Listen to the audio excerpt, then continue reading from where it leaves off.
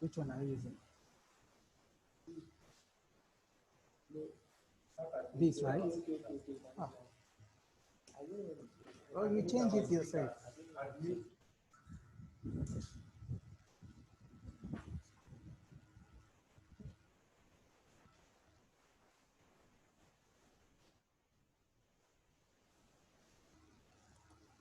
You can start that.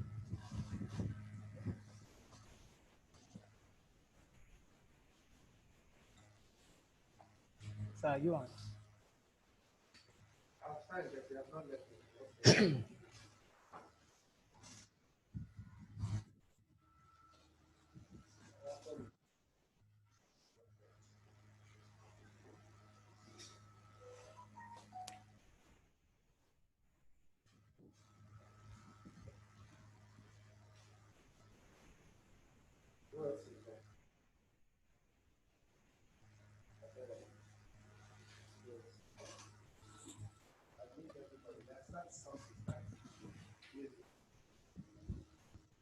You can unmute yourself to talk.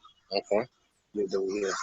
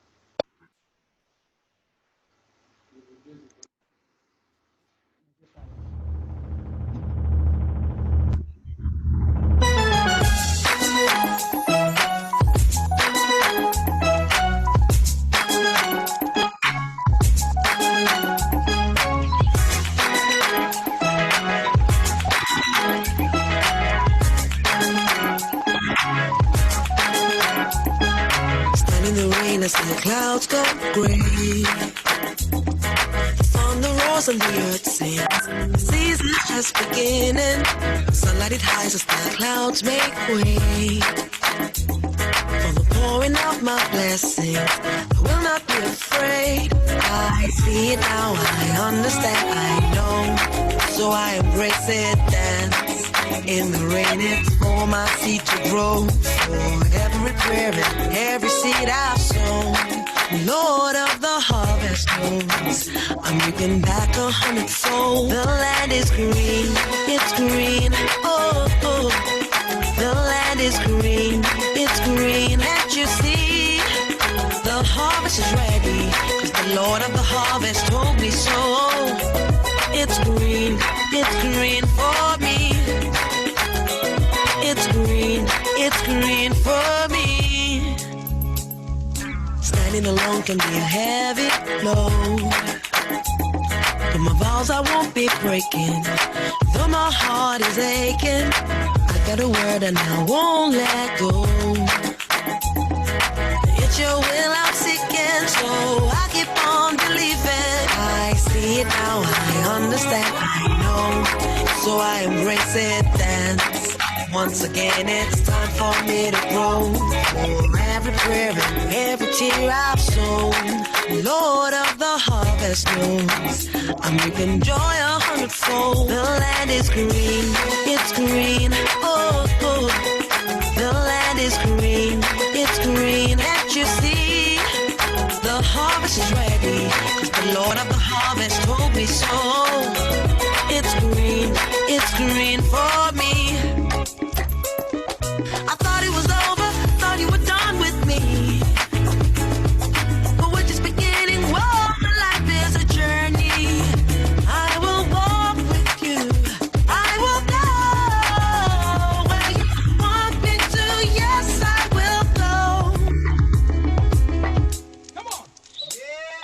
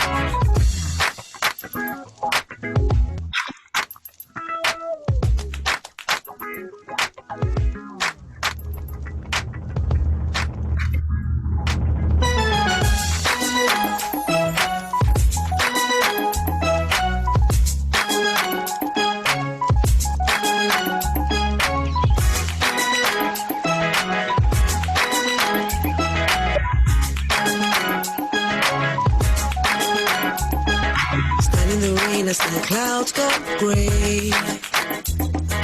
From the roars and the earth sings, the season's just beginning.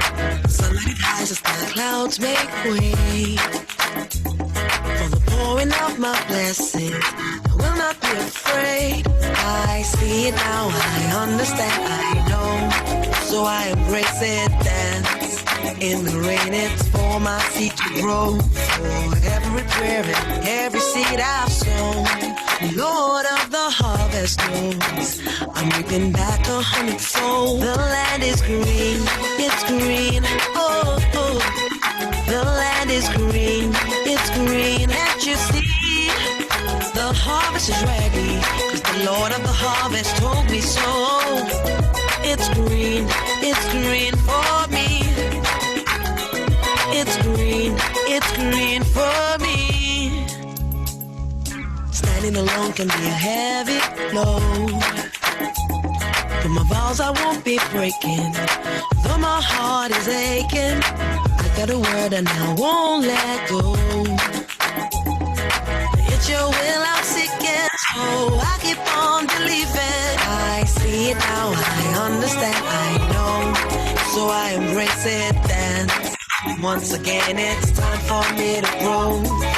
For every prayer and every tear I've sown, Lord of the harvest knows I'm reaping joy 100-fold. The land is green, it's green, oh, oh. The land is green, it's green. Can't you see? The harvest is ready, 'cause the Lord of the harvest told me so. It's green for me. I thought it was over, thought you were done with me. But we're just beginning, whoa, my life is a journey.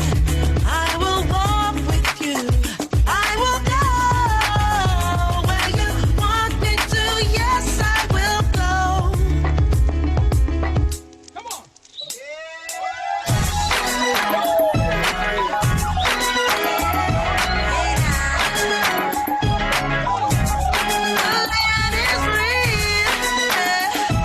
He told me that the land is green. Hey, yeah. It's green, oh, oh. The land is green, it's green. Can't you see? The land is green, it's green, oh, oh. The land is green, it's green. Can't you see? The land is green, it's green, oh, oh. The land is green, it's green. Can't you see? I can see all the harvest is ready, 'cause he told me so. It's green and it's all mine.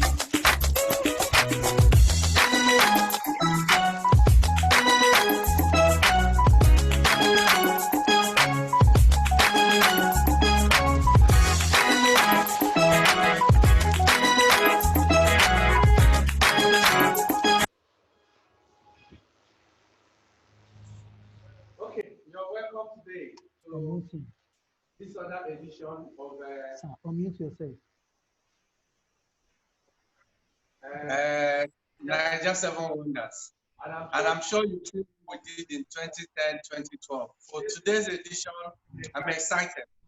I'm extremely excited because of the fact that the 5 people we have today have been to every state in Nigeria. They have been everywhere. One has been to 33 states, one has been to 32 states.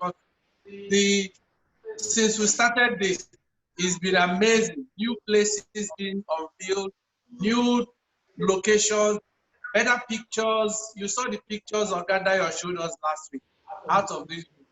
So why don't you sit back today and enjoy a very, very in-depth trip through our beautiful country, Nigeria. So sit back, have some fun. You enjoy today.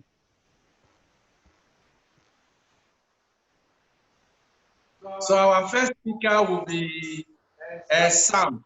But before Sam, we have to take an advert.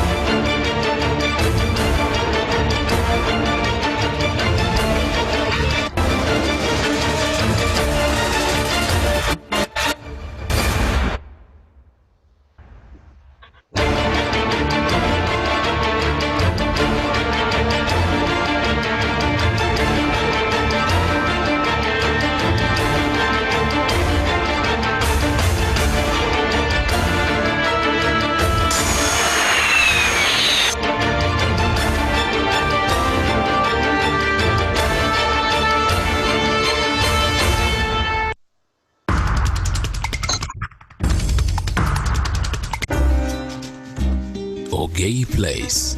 Lovely place, beautiful ambience, and hospitality. Ogei Place Hotels Limited, formerly Le Méridien Hotel, is a world-class hotel securely located in the heart of Port Harcourt in the new GRA. Have you tried the rest? Now come back to the best upper-scale hotel and be our special guest. Ogei Place Hotels, tastefully rebranded luxury suites, presidential, diplomatic, executive suites, and deluxe apartments with free internet, a health gym, spa, conference, and meeting facilities. Discover our amazing restaurant and bar for national and continental cuisines. Security at Ogei Place Hotel is world-renowned standard. Our service, our strength. Ogei Place Hotels Limited, 45 Tombia Street, GRA Port Harcourt, River State, Nigeria. For reservations, call 0803 555 1160 or +234 844 61770 or visit www.ogeiplace.com. Okay, we are ready for today. A wonderful edition today you're going to have. I have gone through some of the things they have presented. I'm overwhelmed. Two of these guys are exceedingly experienced. They have seen so many things. One of the best travel writers in Nigeria will be probably the third speaker. So we'll start with Sam Adeleke. Sam has a wonderful experience in doing local tours and international. So Sam, are you ready to share with us today? Sam, yes, I am. Okay, go ahead. Okay, good afternoon. Awesome. Good afternoon, everyone. My name is Sam Adeleke, CEO at TravelWithSam Tours. Now, we are a boutique travel company. We help to promote both domestic and international travel. I'm grateful for the opportunity to be a part of this Nigeria 7 Wonders feature, and I'll be sharing 5 destinations that I have personally been. You know, I've been to about 22 to 23 states, but these 5 places really, really stand out for me. The first place I'll talk about is Farinruwa Falls. Now, Farinruwa Falls is located in Farinruwa local government in Nasarawa State. And the beautiful thing about this experience was I was on a northern Nigeria expedition at the time, and I took a bus from Abuja all the way into Nasarawa Lafia. And while I was in the hotel manager, I was asking him, "Oh, I'm here to explore Nasarawa. I'm here to explore places that are really outstanding." And the guy said, "We should go to Farinruwa, but there is no road to Farinruwa." I'm like, okay. That even makes it more adventurous because personally, that triggers my appetite. So if you're someone that really wants a bit of adventure, think of Farinruwa. Now, before going there, because I'm a travel writer, and before I started my company, I used to work with Afrotourism. I was also seconded to visit the permanent secretary then at the Ministry of Tourism. And I got to the man's office. I greeted him. Fortunately, I met him. The commissioner was not around that day. And he said, "Oh, you're welcome from Lagos." I showed him the magazine. "You are here to see Farinruwa." Nice. He brought the model of the chalets that were built around the waterfall, that this is what we do here. The executive state government will go on tourism trips, retreats, we stay around the falls. And I was really excited. Okay, nice. The man didn't know that I was actually planning to go there that day, because he thought that because there are no roads, he could just give me that interesting story. But okay, I thanked him and I left. Now, I took a bus from Lafia to Akwanga. That's about 20, 30 minutes drive. And from Akwanga, I got to that place around 3 p.m. And I told them I'm going to Farinruwa. They said, "What? Farinruwa at this time of the day?" Normally, no car gets there. For you to get there, you need to take a bike, and you need at least 5 hours. Now, this 5 hours is how fast the bike is going. Now, coming is another journey entirely. I got on the bike and started going. 1 hour, 2 hours, 3 hours. At some point, I had to come down from the bike. The bike man, we had to go through a canal. We saw cattle, everything, the vegetation, the stones. the people, for me, it's usually not about the destination, but about the journey, the experiences. And so finally, we got to Fairua, and we had to come down, and I saw the majestic waterfall from afar. My goodness, there was nothing like it. And to my amazement, there were no chalets. There were no buildings. The only thing we saw there were summer huts that tourists can, catch some shade in the course of your trip. But getting to that place, it was beautiful. And as we all know, it's a very, very, very tall waterfall, and it's actually gets its source from Jos Plateau State. But really, one other thing fascinated me about that waterfall. I saw mountain snakes, crawling in the midst of the stones and all that. I had to run anyway. But of course, the beautiful thing about that place is the calmness, the beauty, the vista, the views, the landscape, the stones. And I think it's one major place that needs really to be opened up. A lot of people have spoken about it, but I've been there. I can imagine if the road there makes a lot of sense. Even if there are no roads, landing pads, helipads and chalets that really make such a beautiful place for camping experiences. The second place I visited was Taraba. Taraba, that's specifically Gembu, Mambila Plateau, Gembu town specifically, because Mambila Plateau is very big with different local and local government. I took off from Jalingo as well, and I was about, leaving for the place that morning when I was also told that, Sam, are you sure you really want to go to Gembu? Because Gembu is like 7-hour drive. So the north is always like 7 hour, 5 hour, 9 hour, 10 hours. So if you are someone that is not good with road trips, you shouldn't attempt it. But I think that the beauty of road trips is you being able to just immerse yourself into time. You're seeing endless vegetation. You are seeing cattle. You are seeing huts. You are seeing contentment. You are seeing nature. You are seeing people. You are seeing dust, and so much sand and so much local food. So they told me that, Sam, you have to wake up early in the morning, get up as early as 7, 8, the last bus going to Gembu, depart by 10 a.m. What? So fortunately, I got there, 8 o'clock, I got to the bus, and then we started going all the way, 1 hour, 2 hours, 3 hours. At some point, we had to stop on the road to have some food. As we were going, we saw this national park, Gashaka Gumti National Park towards the left, which has the highest mountain range in Nigeria, I believe. And we saw the polytechnics, then we saw soldiers at some point who thought that we were trying to cross the border, asking for our passports, because actually that Gembu shares the border with Cameroon. So it's like we are going or traveling out of the country, but then the experience of them stopping us, asking us questions, where are you from? You're from Lagos. And you see soldiers who are fully kitted with this how do they call this cap now? This warmer caps or something, I've forgotten the name. And so seeing them and seeing the greenery, the vegetation, the coldness, and the fact that I was told that you have to be on your cardigan, either way, jacket, a suit, something very cold all year round. That really also fascinated me. And the beauty of Gembu and Mambila Plateau is the fact that the standard and cost of living there is very low. The most expensive hotel in that town is like 5K. Not even like it was 5K. I saw people telling me, oh, come on, there are rooms of 1,500, 1,000, 2,000, 2,500 and all that. And the whole town is so small that they actually use a generator that powers the entire town. You can imagine that.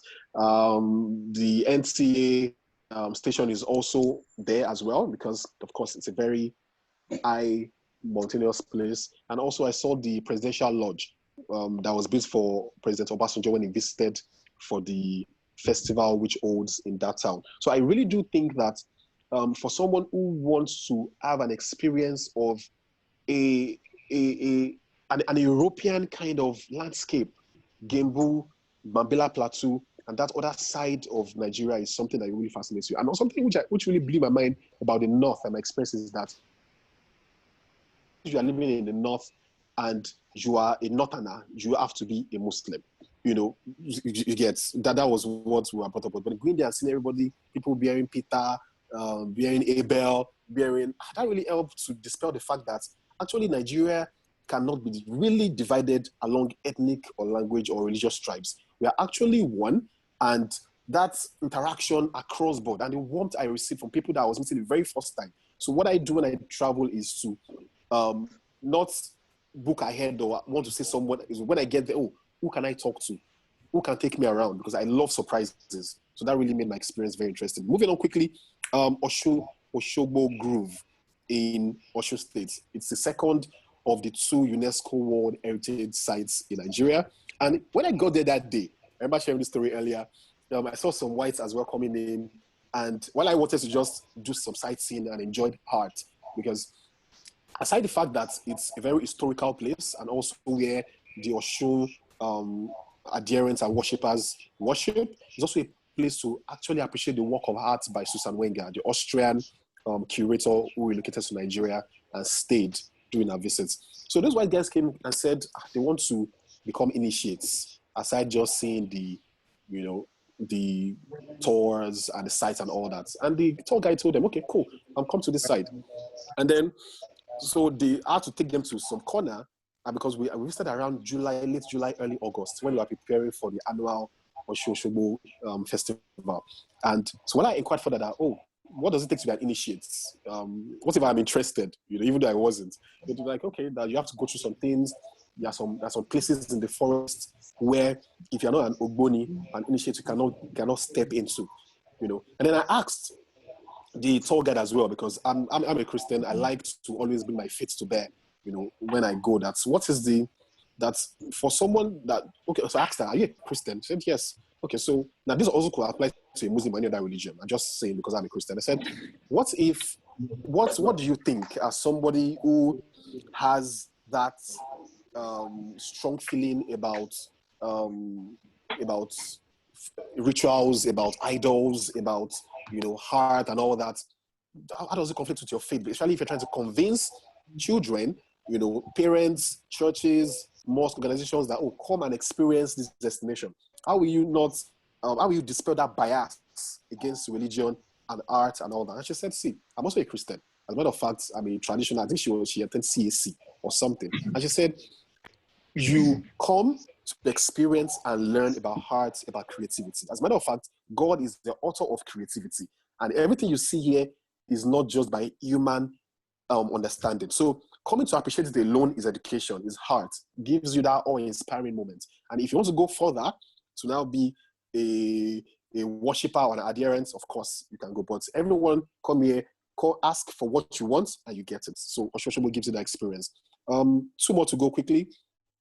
Eziagu Tourist Complex in Enugu State, specifically the cave. As we all know, the complex has spring, has lots of tunnels and all that, but the cave really fascinated me, and I shared the picture earlier with the team. And that cave is a 3-kilometer long cave that so I was really scared when I got there. I couldn't enter the cave. I was told that people that come there, they write on the wall, they write their names and they make a request to the gods, and then when you go into the caves, you can actually come out on the other side. And when I tried entering, I saw bats rush out.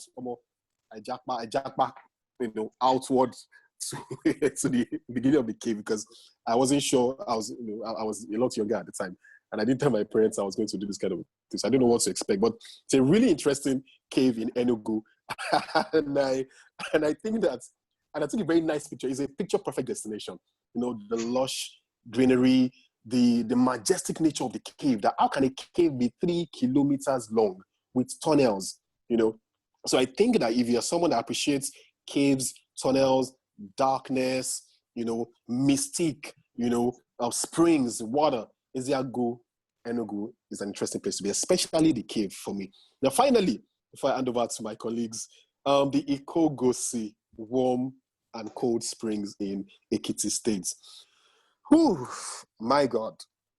I've heard stories, but there's something about experiencing something live and direct. When I was told that when I get there, I will see warm and cold, I'm like, okay, guys, really? But I got there and I saw 2 different channels. I put my leg into one and my other leg into the other. And they both, the confluence point, it was really, really breathtaking. And the beauty of that place is that when rain falls, on the warm aspect, on the warm spring area, the higher the intensity of the rain, the more smoke and heat will emerge from it. So I visited around August as well. So my trip during that period around Nigeria was around July, August, September period.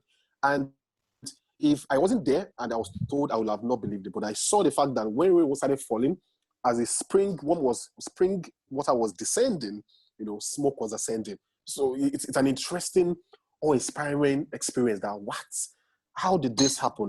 What manner of God is this, and also nature. Some will tell us that probably it's a chemical reaction, the fact that the water, but for me, having that experience was really mind-blowing. And of course, the spring also feeds the swimming pool, which is natural. And that spring is also where Gussie bottled water is gotten from.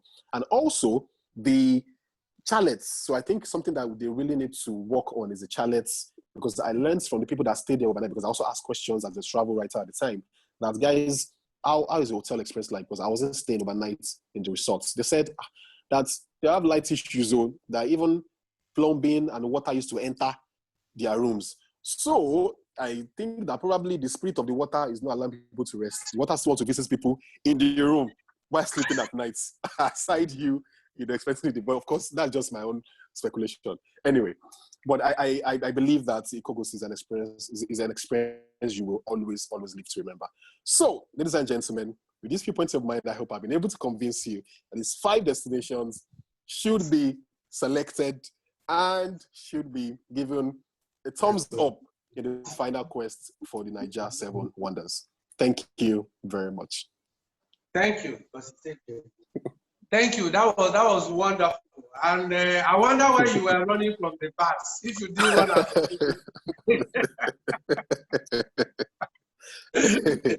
Okay. Now, the things that were unique about your own experience, you emphasized the access. How do you get there? Your presentation about your experience is amazing. I like the detailed part of it.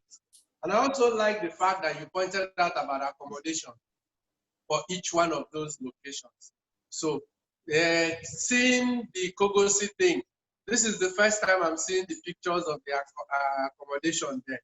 And the funniest part of it is that I think Ekiti State has done some new work on that. So for those who are asking questions about the Kogosi, I think the Kogosi is back to life. You can all still go there. And why you went to Gembu, Mabila, and that's an experience. That's a collector's item. It's something that forever, you will never forget. So I see you pointed out about road trips for most of the northern experience. You talked about accommodation and how they are not very expensive. I like that part, and the fact that they are something that people can afford. 5,000 naira, 1,500, depending on the quality. And about a year ago, I noticed that they made an error in the spelling. It's AGU, not AGU. True. No W there. And that is an amazing complex. I can see the chairman of Remlos is here. Okay, you're welcome. Yes, and I'm told that the Osun State Commissioner of Tourism is on board. Sir, you're welcome. And the chairman BOT Hartman, and NATO president, you're all there. So I'll go straight to our number 2 speaker so that we don't take, okay, sir, you're welcome from Osun State. Everybody is describing what is going on in Osun Grove, about, Osun Grove. And some people spoke about the local festival. We have a question for you later. So today I'm going to call on Madam Peace Iyare, all the way from Abuja, Peaceful Sky. Are you ready for us? Unmute your phone. Yes, I am. I'm here. Okay. Good afternoon, everybody. You have 10 minutes. Okay. Thank you for this opportunity, sir. Please permit me to stand on all existing protocols. I want us to move in an orderly manner, starting our journey from the southeastern part of Nigeria. I like your then dressing. coming back to Let me Abuja. commend you. I like your dressing. Thank you. We are representing Nigeria. So to go to the eastern part, let's go to Aba in Abia State. To get to Aba by air, you will fly either Arik Air, Air Peace, or Dana Air and get to Sam Mbakwe Airport in Owerri. Then you drive for about an hour to Aba Park. When you get to Aba Park, you can now find your way to National Museum of Colonial History, Aba. This museum was established to tell the story of the colonial era and how it affects the Nigeria of today. It is located at number 6, Ikonet Road in Aba, and it was commissioned by the then governor of Imo State, Brigadier Ikenwachukwu, in 1985.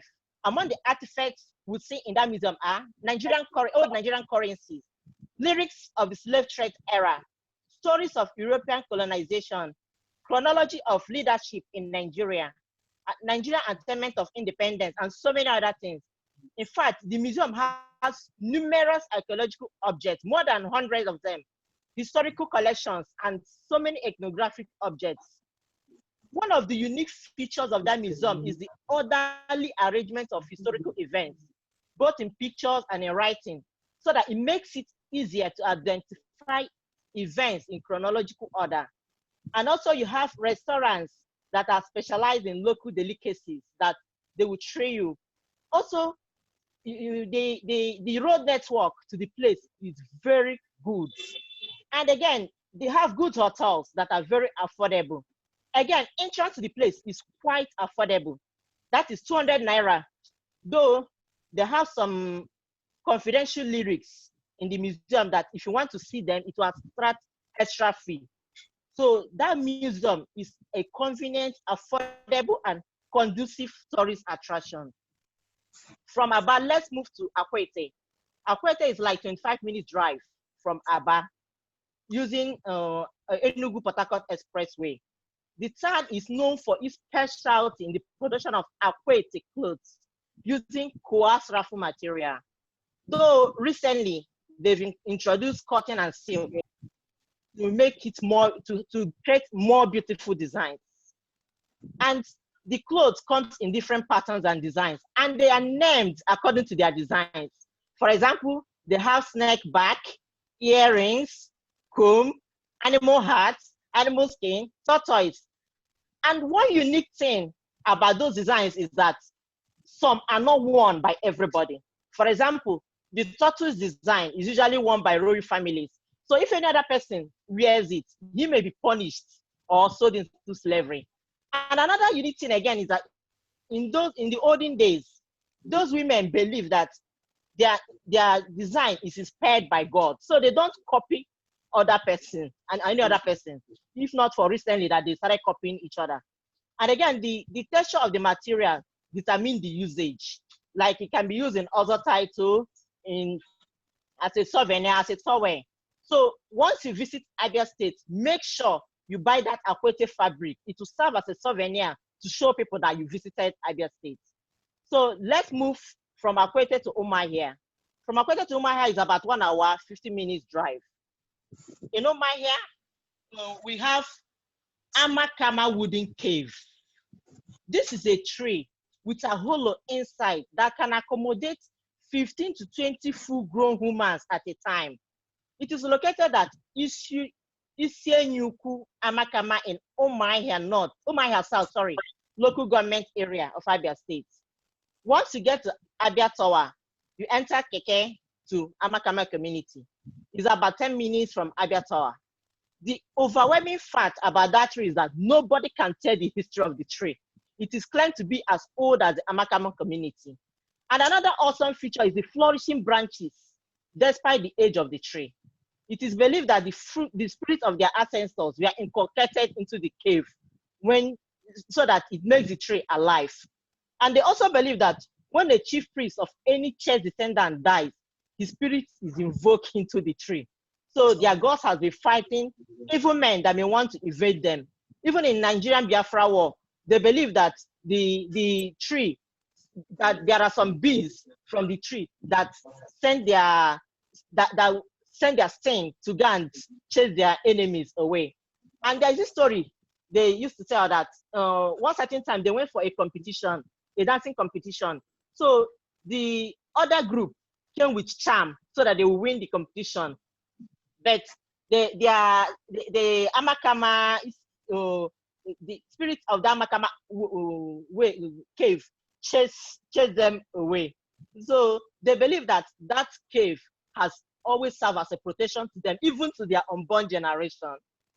So from Amakama, we can move to Uzuakole, which is about 30 minutes drive from Omar here. Uzuakole is a town in Bende local government area of Abia State. I want us to talk about the Eloso Uzuakole. Uzuakole has 5 villages. Eloso is a rich cultural festival used to tell the story or the history of Uzuakole. Their migration, their pre-colonial era, their slave trade era, and during this period, all the age groups, from the youngest to the oldest, march past in the grand display of artistic talent and other achievements. The event is highly competitive among the different age groups and the 5 villages that make up the town of Uzuakole. And the event dates back to the 2 centuries ago, but up till now, they are still observing it every 2 years. The last one they did was in December 2019. So the next one is going to be December 2021. So it's done every December period. But before the period, they will announce the date. So what they usually do is, one of the villages, that is Eluama Uzuakole, will start the procession. And it will move around all the villages in a full day, with the young and the old displaying their fruit traditional regalia like aqua george, traditional beads, traditional chalk, uri. Then their women would dress for dance, while their men would dress as warlords, carrying primitive weapons of war like ekpentu, ako, ota, while the women will carry mpala. So after marching for that full day, then they will leave an interval of 8 days. The next village will join and march for full days also, moving around the whole village. After that, they will leave an interval of 4 days. Another village will join. After interval of 4 days, another, till all the 5 villages join in the procession. Then in the last day, all the villages will gather in the main square with a colorful display of friendship and rivalry between the villages and the age group. So that is about Abia State. But one of the challenges we have in touring Abia State is lack of airports and some bad roads. That's one of the challenges. So let's leave Abia State to Afikpo in Ebonyi State. From Abia Tower to Afikpo is from Uzuakole, sorry, to Afikpo is about 1 hour 30 minutes drive. But if you want to go by air, you can. The closest airport is Akani Ibiam International Airport, Enugu. So from there, we'll now go to Golden Sand Beach in Ebonyi State. This beach is situated in Afikpo North local government area of Ebonyi State. It can be accessed from Abakaliki through Amuro, Umbom roundabout in Afikpo. The unique feature of this beach is the golden sand. It is an ideal place for relaxation, swimming, canoe racing, even sunbathing. And it is a beehive of activity during weekends and public holidays because sun lovers gather there for parties. And again, there is Indibe Hotel close to it. So you don't have to worry about where to spend your night after the beach experience. So from East now, let's come back to Abuja. In Abuja, I want us to talk about Jabi Lake or Jabi Park. Most of us in Abuja might have visited Jabi Park severally, but we might not have pointed to the unique feature of the place. Maybe because it's a man-made lake. It will make it paint a different picture in our mind. Yes, it is a man-made lake, but it is a place for relaxation and recreation with activities for people of all ages. Jabi Lake was built by the government of Chief Olusegun Obasanjo and was commissioned in May 2007. Some of the components of the Jabi Park are Jabi Lake, Jabi Boat Club, and Jabi Mall. Let's talk about the Jabi Boat Club. This is an attraction that is discovered around the lake. It is a private business which plays host to foreign nationals and Nigerians alike. It is a secure place to hang out. Some of the activities who can participate in the Jabi Boat Club are boat cruising, kayaking, water biking, so many others. And another thing about it is the sit-out is made to depict natural African environment, as raffia buildings are well erected, as well as sharp sand pruning coconuts to bring alive the image of a real beach to the mind of tourists. And the cost of cruising the boats in this attraction is affordable. It's about 150,000 naira per hour. And the boat cruise contains like 13 passengers, one captain, one lifeguard, and 13 passengers. And the cruise comes with a complimentary cocktail or mocktail and small chops.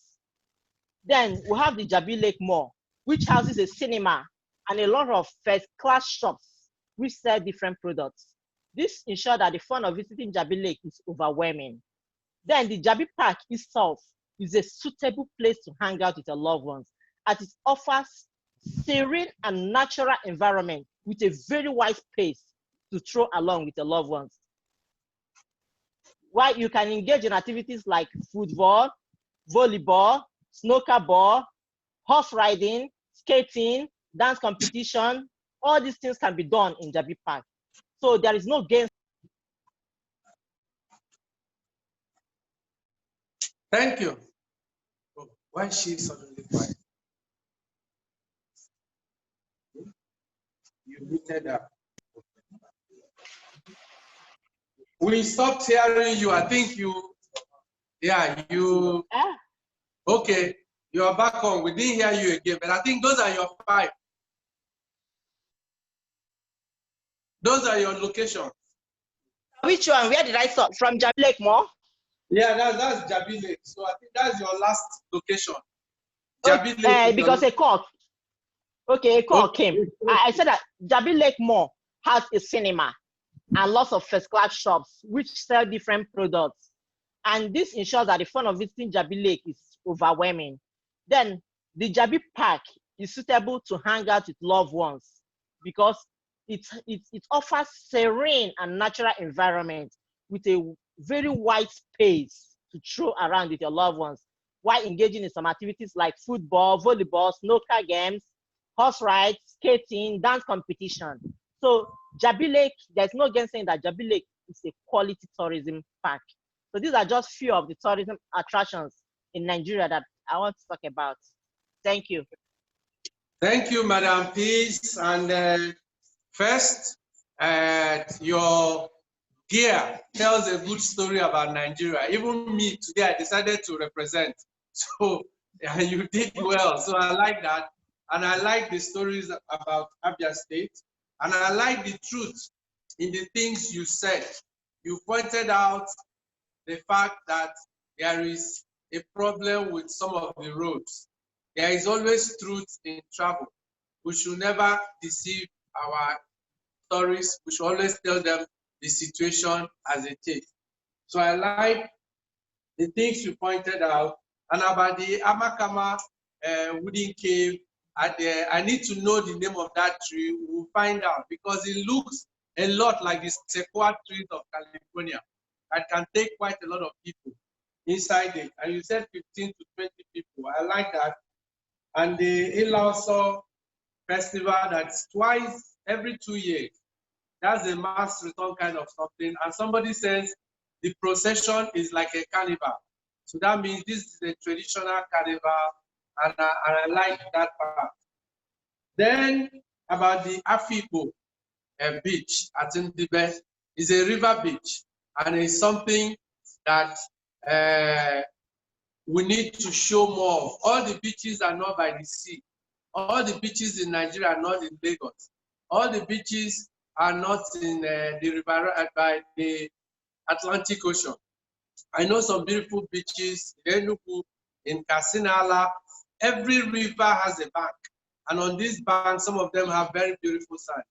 And that beach environment on both sides, Cross River and Ebonyi and Abia, are beautiful. So I thank you for that, and you run on time, except for the last few minutes. Is Bolaji ready? Bolaji Seun is one of the hottest young travelers we have in Nigeria. So before Bolaji comes on, let's take some new clips about different places. We are trying to encourage people to travel within Nigeria. So these are some of our facilitators.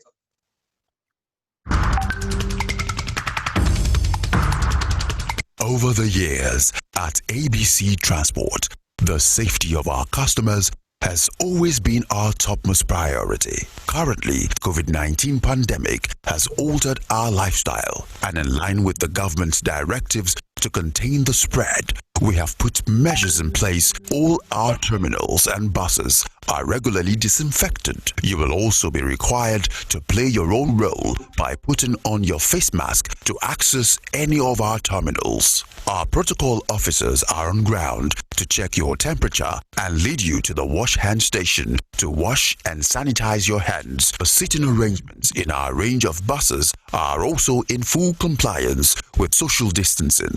To make your contactless bookings, kindly make use of our website www.abctransport.com or download our app on Google Play or App Store. ABC Transport, your passport to service.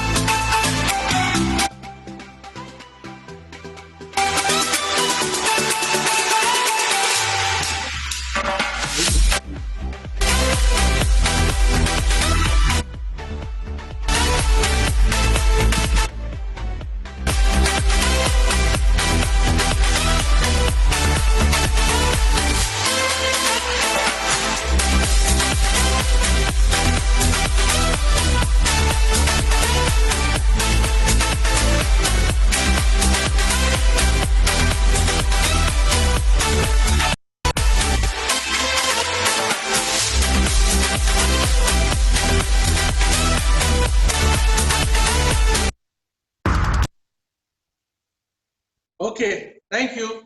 I'm happy that the Mrs. Mark from Taraba Tourism Development Board is here, and she listened to the presentation by Sam, telling us about Taraba State, about his visit to Gembu, and some of the things. Almost everybody has rated Mambila as one of the best places to visit.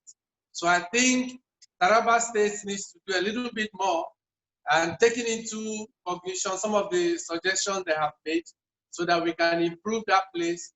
Mr. Dayo last week told us that Taraba State should be the richest state in Nigeria based on the tourism resources that God has given them.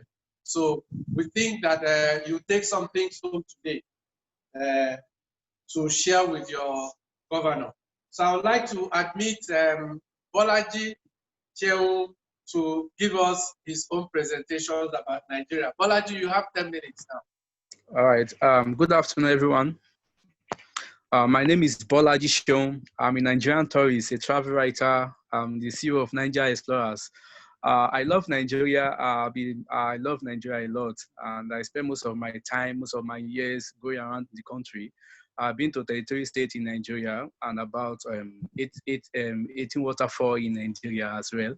I love waterfall, as you know. I always promote waterfalls in Nigeria. Here with me, I have about 5 tourist destinations which I'm going to talk about. Because of our time, I have with me the Adeleke waterfall. Adeleke waterfall is one of the greatest waterfall in Nigeria. To access Adeleke waterfall, you have to from Calabar. When you get to Calabar, you have to take a bus, maybe a cab going to Adeleke Income Community. So when you get to Income Community, also at Income, you take a bike to the Adeleke waterfall. So by the time you get to the Adeleke waterfall, or before you get to the Adeleke waterfall, you will there are some some things you have to encounter along the road, such as bad road, and the road is not really encouraging for tourists. So this is one of the problems we are facing. Why we do travel, why we travel, something like that. So Adeleke waterfall should be among the top 5 waterfalls in Nigeria.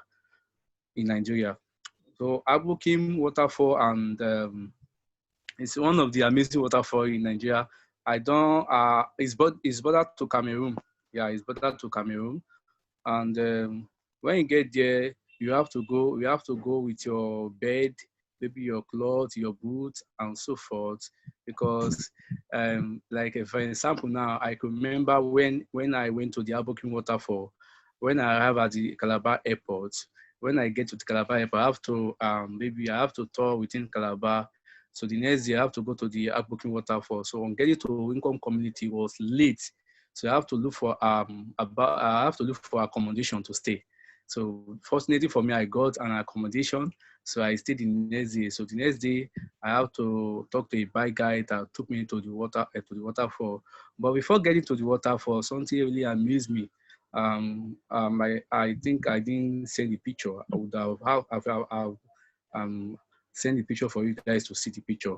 When we're about leaving Income Community, Income in Calabar, I took the bike. From Unkom to Adeleke village was about let's say 3 hours drive here. 3 hours drive. The road was really bad, man. It was really bad. You will see the pothole and the poto, a lot of things like that. So my bag was thin. My bag, all my body was like, I was like a black person that come from maybe like a black river, you know. So I like, this is one of the sacrifices I have to make in order to promote this tourist destination. So when I get to this Adeleke waterfall, I was, wow, that was my first time. Of course, I was on bike for 3 hours. So when I get there, I was so, wow, I was so happy. Wow, this is the Adeleke waterfall. It has about 7 springs that falls from the top of the fall. And when I met the tour guide told me about the history of the place. He now took me down below the waterfall. Do you know, guess what I saw when I got to the down of the waterfall? There was a cave there. This cave, there was this mami water. Mami water normally stay at the cave, under the cave. Like the tour guy was like, but this is where Mami water and Mami water used to stay with this. Yeah, of course, Mami water. I was like, oh my God, I'm scared though. If Mami water should go and appear to me, I don't have papa and mama. No, the guy was like, wow, no, nothing will happen. So I have to took pictures. I have to video. I saw what the Mami water was using those days, such as stones, the knife, and so forth. You know, no wonder Mr. Professor used to call me Mami Water Boy. So, you know, whenever I get there, whenever I get to any waterfall, I used to say, this guy has come again. Oh, this guy has come again, because those Mami Water, they know me that I'm the one terrorizing those waterfalls in Nigeria. You know, so funny. So, because of our time, I have so again, if you get to the Adeleke waterfall, their accommodation, yeah, you can get accommodation like small room, maybe from 2,000 naira or 3,000 naira, and then they have food and any other things you want to do. But the accessibility is really bad. I can't promote what I can't lie to you. The road was really bad, and I have bad experience. So I have with me another tourist destination, which is the Maraba waterfall. I just got to discover Maraba waterfall in Rubuka in Plateau State. Plateau State is blessed. It's one of my top 5 states in Nigeria. I love Jos. I love Plateau State. I've been to Plateau State. There are a lot of waterfall in Plateau State. There is Abso waterfall. There is Kua waterfall as well. And this Maraba fall was not really popular. I got to know it was not really popular like that, but not many people that know about the waterfall. So when I got to Jos, I have to tour within the Jos city. I have to promote those tourist destinations and so forth. So this Maraba waterfall, when I got there, I was really amazed with what I saw. I was like, oh my God, this waterfall should be among the top 3 waterfalls in Nigeria. You know, there are a lot of waterfalls, such as the Guara waterfall, Masinga waterfall in Kaduna. We have Guara waterfall in Niger State, and I said, oh my God, no, I have to promote this waterfall. So when Oga Keshina saw this waterfall on Facebook, he was really amazed, because you have not seen this kind of waterfall before. Imagine you see those little children jumping from the top of the waterfall. It was amazing, and I got to know the waterfall, and there's nothing much to talk about the waterfall. But for you to get to this waterfall, when you get to Jos, maybe you want to come from Lagos, you take a flight from Lagos to Jos Airport. When you get to Jos Airport, from Jos, you take a taxi that will take you to the Jos city. So when you get to the Jos, you can take a bike to Guba. So from there, you take another bike to this waterfall. So you see the amazing gift of nature that God has blessed Nigeria. Of course, Nigeria is blessed with a lot of waterfalls. I remember I was making research, we have about 50 waterfalls in Nigeria. Yeah, I told my international friends that we have about 50 waterfalls in Nigeria. But people doesn't believe that, but we have about 50 waterfalls. On the Mapleya Plateau, there are about 20 waterfalls alone on the Mapleya Plateau. And there are some yet to be discovered. Some that are on tap and some are tap.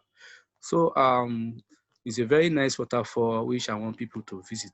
Thank you. And I have with me another destination, which is the Yankari Game Reserve. Yankari Game Reserve is one of the top tourist attractions in Nigeria.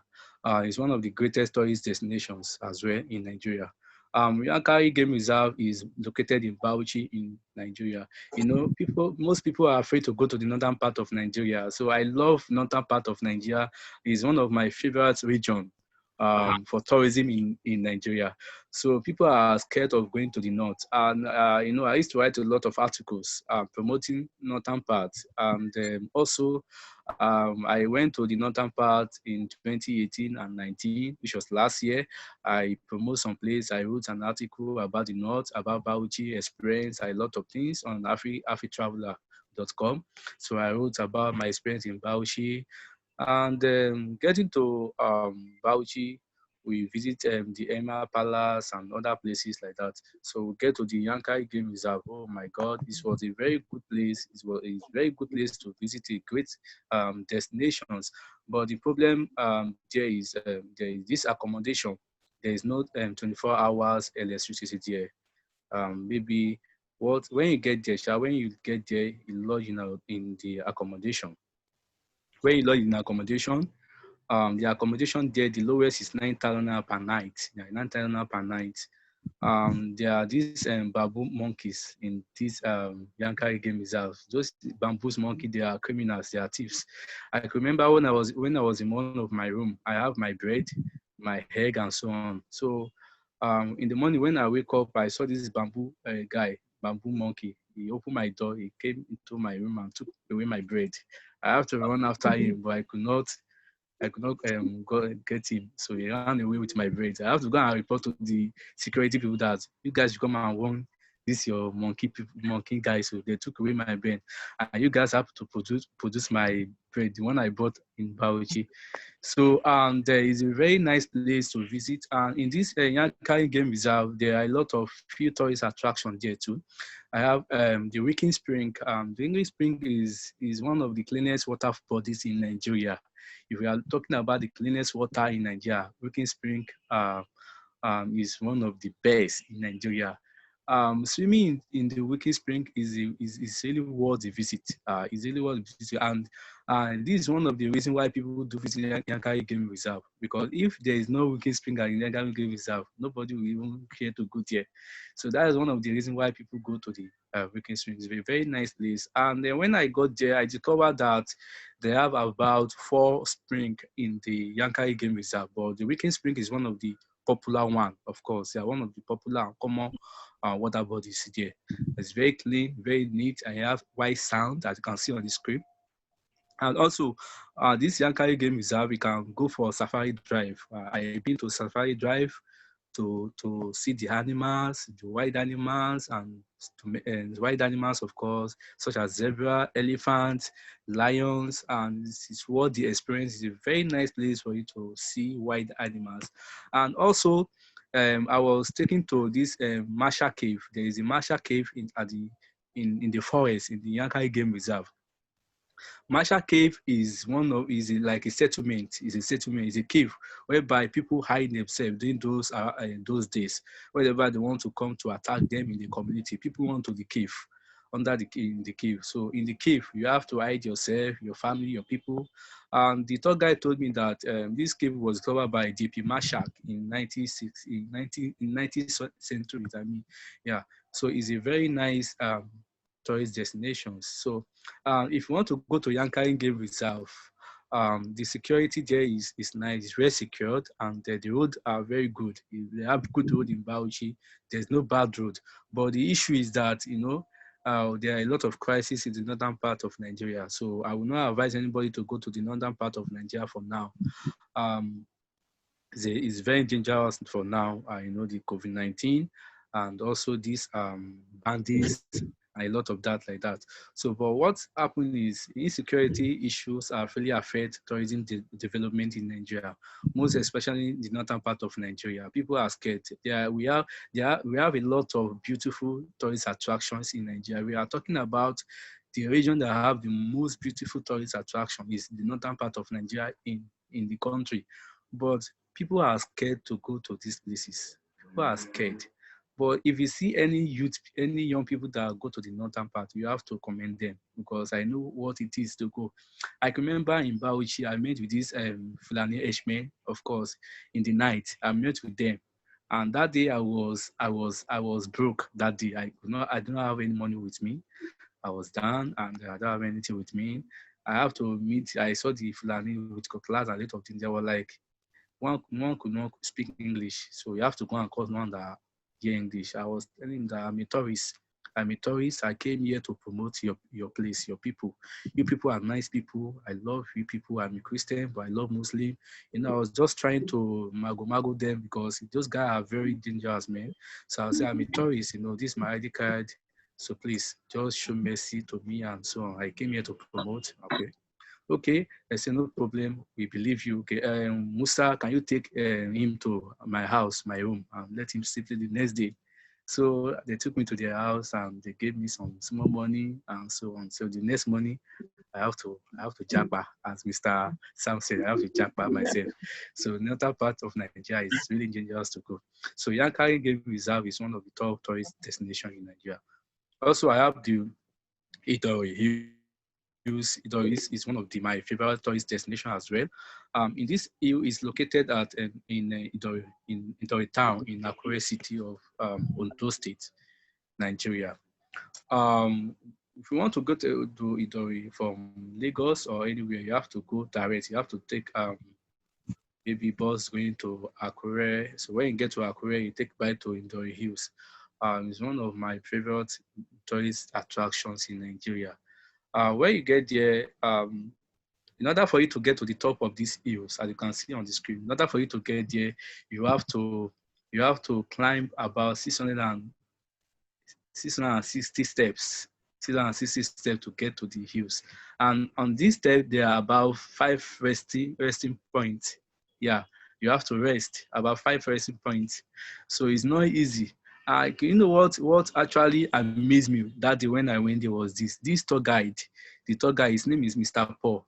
He was one taking me from the downstairs to the top of the hills. This man told me that maybe in a day he used to climb, maybe 10 times in a day he used to climb the steps, because the steps are about 660 steps to get to the top. He used to climb there. Imagine me that went there myself, that I have to climb the step. I got to 100, like the first resting point. I got tired. I was breathing fast. I almost passed out. I said, oh my God, Oga, let me rest about 1 hour first before you go. But this man did not get tired. He was just going. So he told me that it's over 10 years. You have never been sick like that because of these things. I was, wow, you are really blessed. So when you get to the top of these hills, you will see the city of Iyare. You see the city of Iyare is a very nice place. It's a wonderful place to see, to behold. And God really bless us with a lot of things in Nigeria. So, and also there are hotels around the Iyare. If you want to go to Iyare, maybe you want to look for accommodation, they have hotel close to the hills. They have hotel which is about 5,000 naira per night, and the lowest should be about 4,000 naira per night as well. And to access this tourist center, maybe you are coming from Lagos or Abuja or anywhere, there is airport at the Akure airport. There is Akure airport, of course. So maybe from Lagos, you can take a flight from Akure, from Lagos airport to Akure airport. So from Akure, you take a taxi the taxi can take you there direct. If you can pay the taxi, maybe like 5,000 naira, it can take you direct from the Akure airport to Iyare. So when you get to Iyare, you can look for accommodation. There are about 3 accommodations at Iyare. So you look for accommodation, you lodge and relax yourself. Maybe the next day, go there and pay for your entrance fee. The entrance fee there is 1,000 naira for per person, while student is about 500 naira. So and you have to pay the tour guide maybe 1,000 or 2,000 naira. The tour guide will take you there. We tell you the history about the place, and on that hill there are old prison, ancient palace, the old schools, and so forth. So there are a lot of them like that. There is wonderful place to be. I will encourage you to visit Iyare. Thank you. And I have with me another tourist destinations, Obudu. Obudu Cultural is one of my also favorite tourist destinations in Nigeria. Obudu is very beautiful, and one of the paradise is heaven on earth. Getting to Obudu, I remember when I was going around the eastern part of Nigeria with one of my friends. I was teaching her more about tourism. So when we would go to Obudu, we took a bus from Lagos to Obudu. Man, that experience was wonderful though, but it was really stressful. Travel from Lagos to Obudu was really stressful and about almost 10 hours. So when I get to Calabar, we took a bus to Obudu. The bus is about 2,000 naira to Obudu. So when we get to Obudu, we took a bike from Obudu to the top of the mountain. It's about one hour drive. So we took the bike to the top. So when we get there, we have to lodge, accommodate. The next day, we start our tour. With what I saw there, I was really amazed that God, oh my God, God really bless us in this country.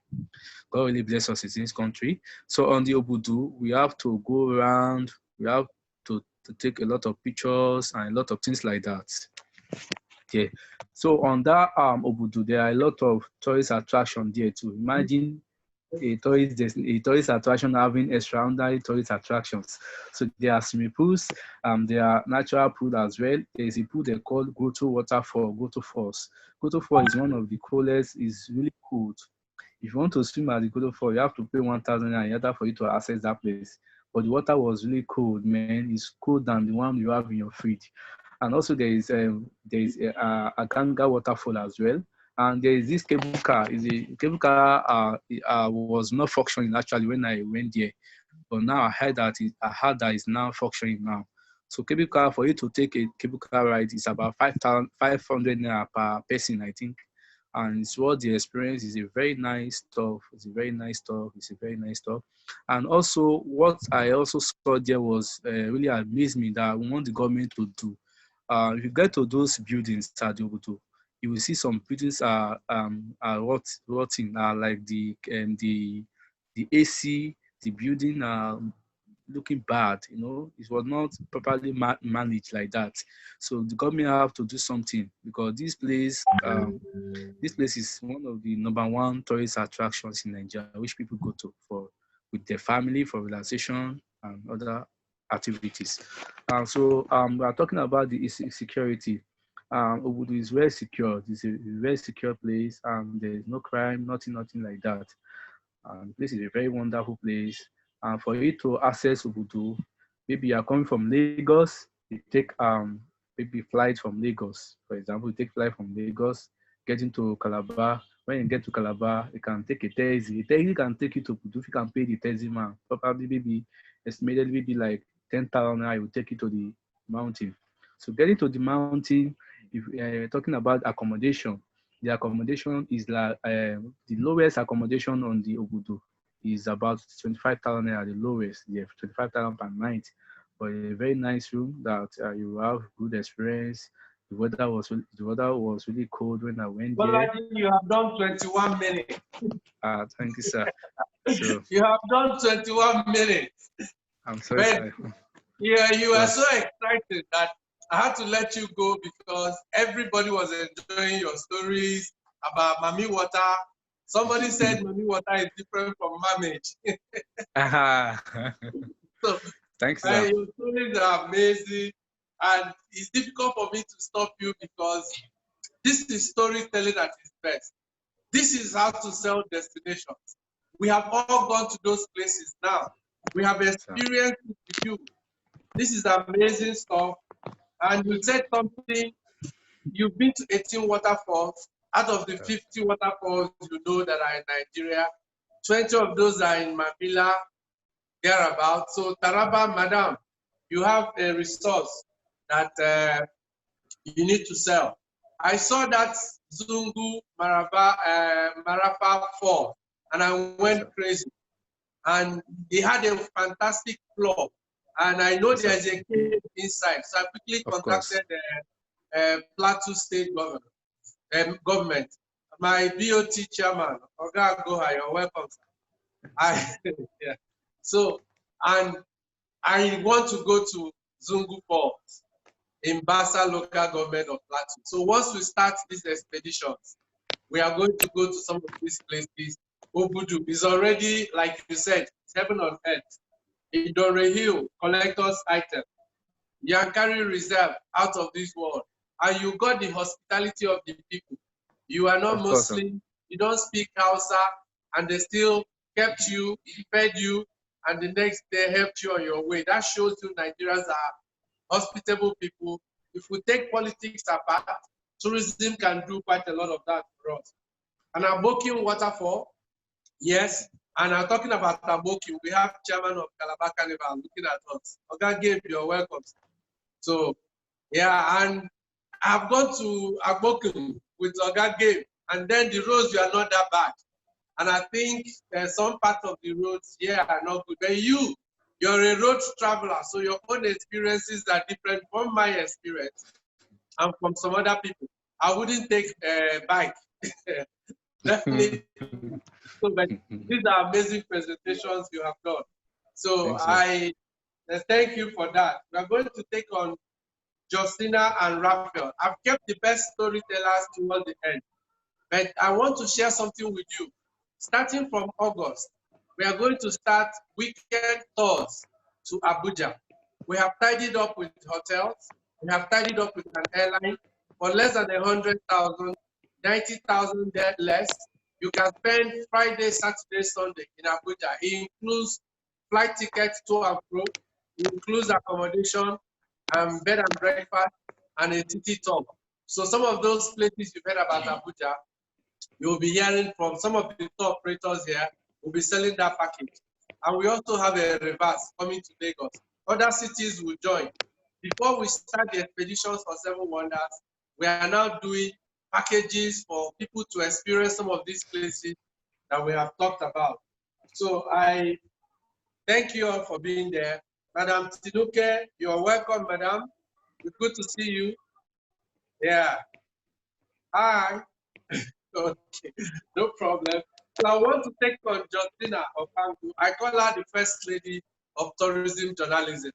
So you're going to find out why Justina is an aid to have on this program. Her stories are amazing, completely different. Justina, please, can you join us? Good afternoon, gentlemen and ladies. Thank you.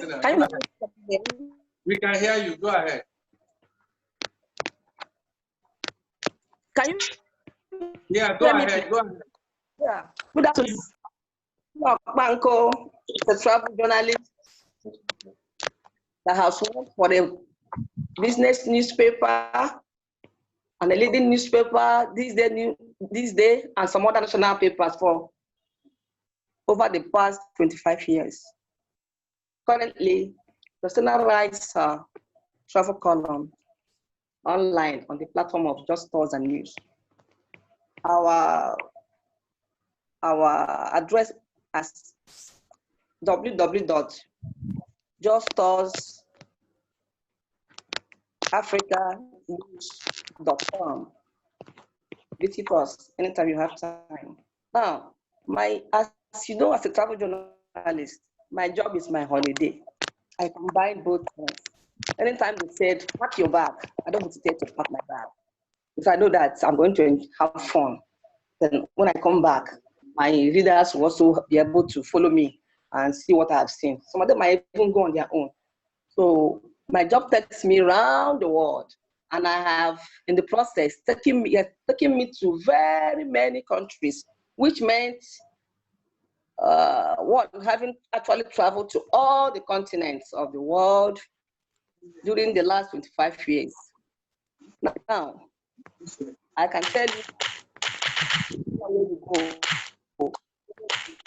there's no place like home. Nigeria is fantastic. Nigeria is beautiful. Nigeria is safe. Been particularly to third of African countries. I've also seen virtually all the 36 states in Nigeria, and has been visited doing journalism, testing food, seeing cultures, diverse cultures, beautiful cultures. And I can tell you, I've been meeting people all over the world. I can tell you when I see a Chinese man, I'll tell you it's a Chinese man. I'll tell you this is an Indian. I'll tell you it's a man from Nigeria. Look at his head. So in South Africa, I saw two people. They were matching like South Africans. I called him Emeka. He turned. So who told him I'm Igbo? I said, because I know you are Igbo when I see one. This is the kind of thing I do. I go and watch people. I go and see destinations. I go and experience things firsthand. When I come back, I write it for my readers to see. Some of them will tell me, wow, you were right.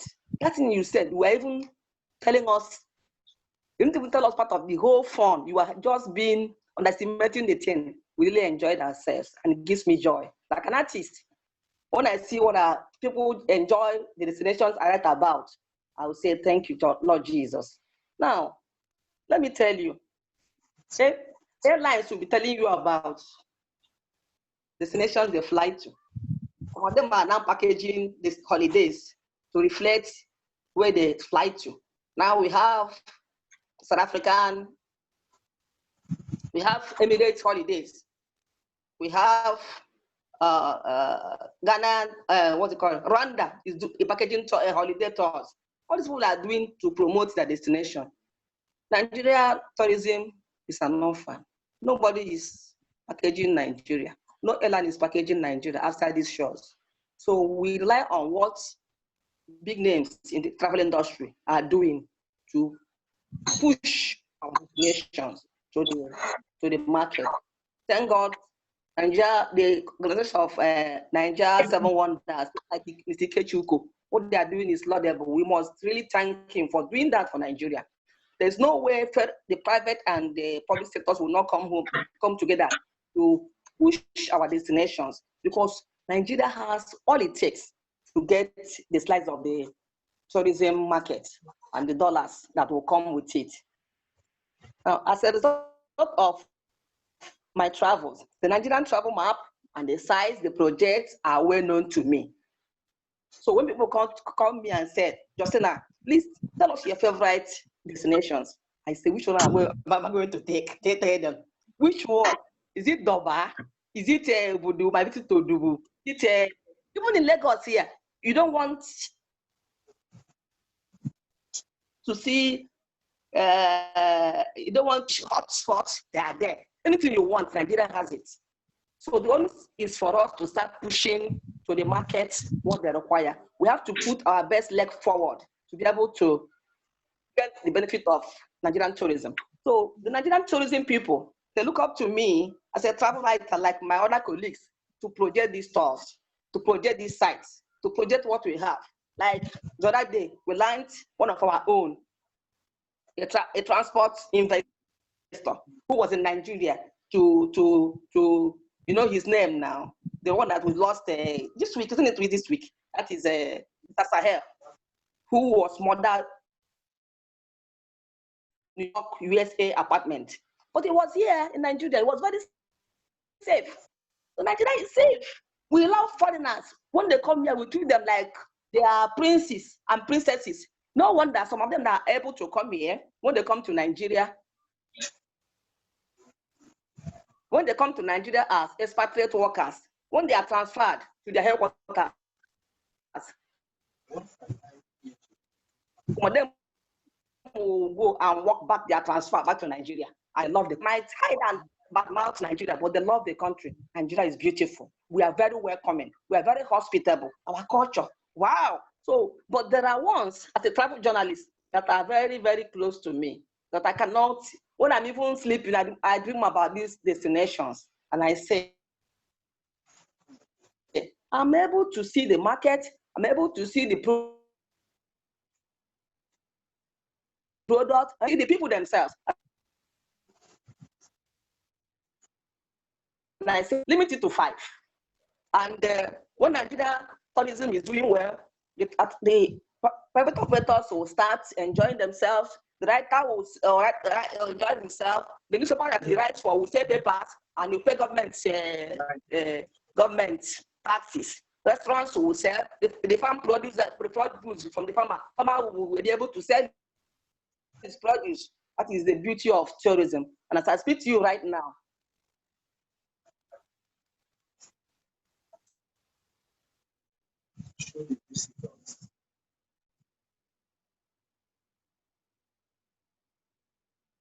Justina, we can't hear you. Justina, we can't hear you. Show the visitors.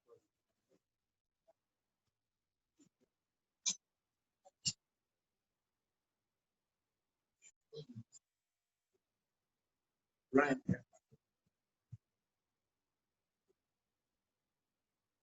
While we are waiting for Justina, okay, that's the GM for Ibom Resort. Brian, you're welcome.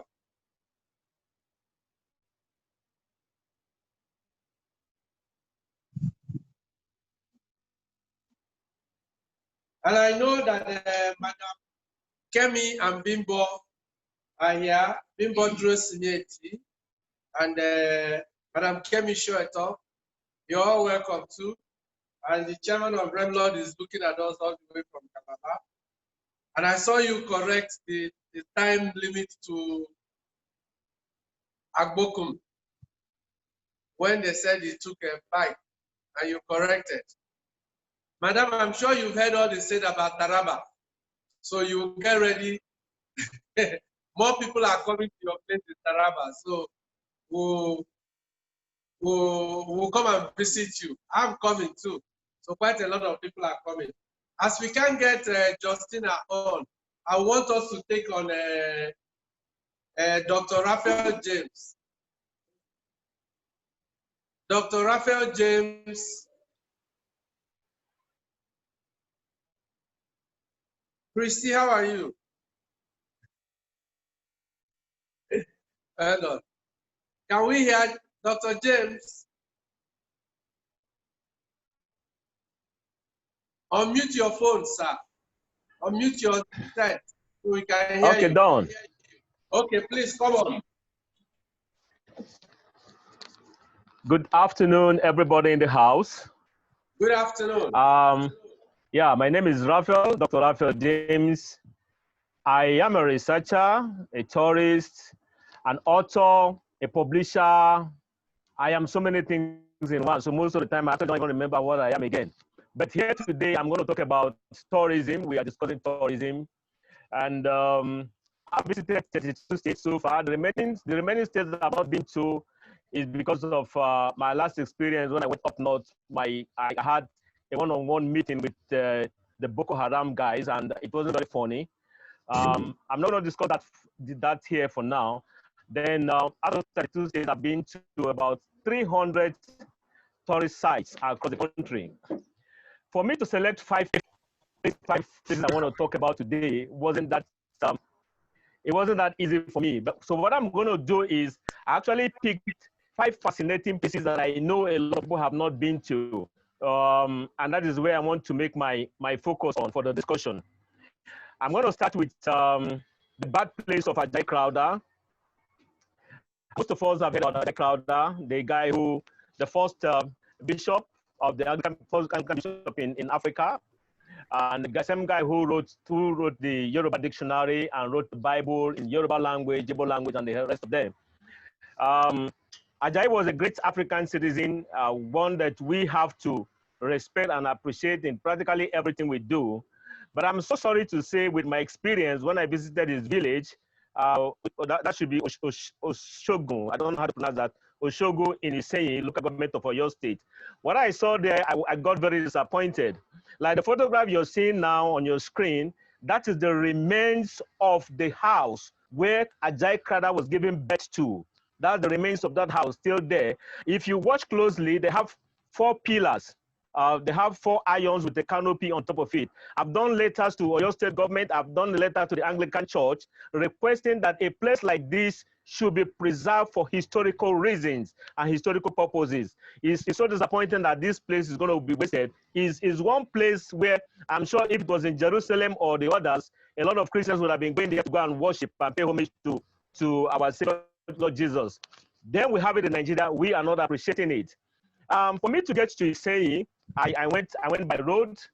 I drove to a particular, in fact, we drove almost to Ajayi Crowther's family house. The only difference now is that people have moved because of civilization, so to say. People have moved from the inner village to the outer town. So we now have to walk, and they took a bike. My tour guide said he was going to take a bike, and I told him that I wanted to have fun. So I was walking behind the bike since he said it was not very far.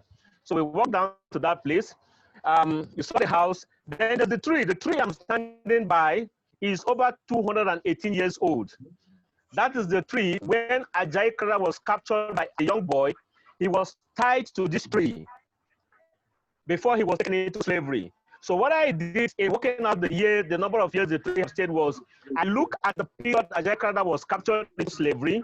Then I gave 20 years to the tree. I was like, okay, if Ajayi was captured in 2020 and the tree was already 20 years, because for Ajayi to be tied to that tree means the tree must have been strong enough to hold him not to escape. And besides, he was not the only one. I think history have it that about 15 of them or so were captured from their village at that point in time. So that tree is still standing.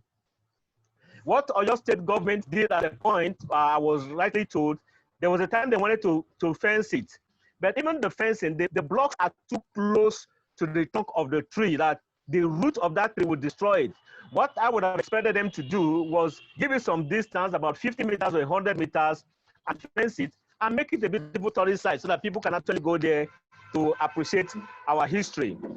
Because of time, I know we're being given 10 minutes, so I'm going to walk based on time, but I like giving the time. So from Oyo State, I am going to move over to Kwara State. In Kwara State, I'm going to tell you about the Kuta Kingdom. I was at the Mount Brabakini. Mount Brabakini is in Okuta Kingdom in Oyo State. I had gone there to Okuta Kingdom to make donation of books to the king of Okuta, who said he wanted to set up a library.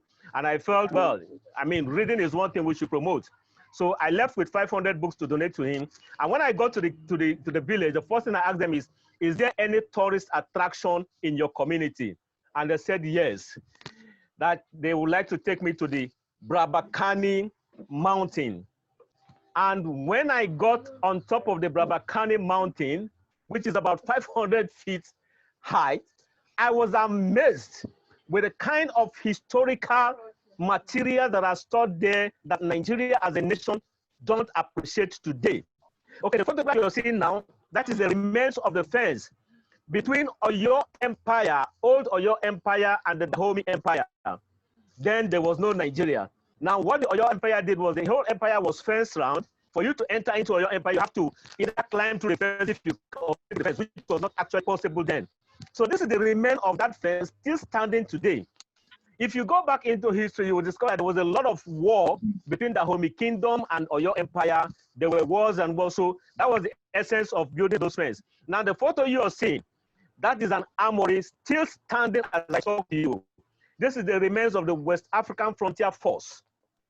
The West African Frontier Force was the force that was set up by Lord Lugard, which he used basically for our colonization. And here, because of the challenges between the Dahomey Kingdom, which is now Benin Republic, and what was going to become Nigeria or your empire, West African Frontier Force soldiers stayed here and they had their ammunition buried there. There's no entrance for you to go into that armory. You have to climb through the rock. In fact, funny enough, I went there with my son, who was about 13 years old then. He was faster to climb probably because of his age. And when I eventually climbed into the place and descended in, for me to come out, I missed my step. It was the grace of God that I did not remove out of my, is it 32 or 36 I have in my mouth. But thank God, the journey was wonderful. So from Okuta Kingdom, I'm going to talk about the Forest of 1,000 Demons. The Forest of 1,000 Demons is located in Ondo State. I heard about the Forest of 1,000 Demons the first time while I was working with Chief Alex Akele as a special assistant. And I was writing his biography, and he told me the story of, as a young man, he was coming back from school and he heard sounds coming out from the bush, and he thought there were ghosts coming out. And by the time he ran home, he told his parents, and the father was like, "Don't you know you were passing through the Forest of 1,000 Demons?" So that interested me, and I was eager to go there. The first time I put up a post on social media that was going to the Forest of 1,000 Demons, some of my friends who were actually very, very close to my family, to my wife, called my wife and pleaded with her not to allow me to go. So my wife started speaking and said, "Please, I should not go." So I accepted, and I stayed at home.